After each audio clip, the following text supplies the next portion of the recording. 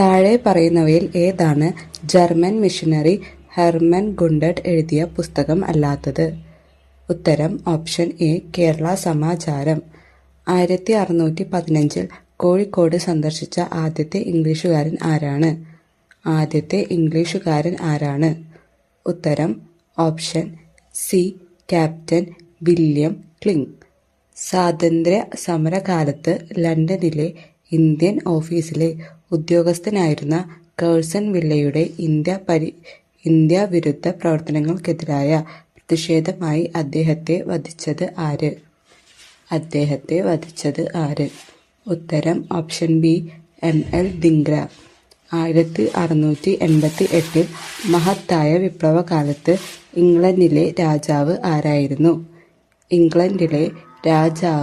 ആരായിരുന്നു? ഉത്തരം option D James രണ്ടാമൻ.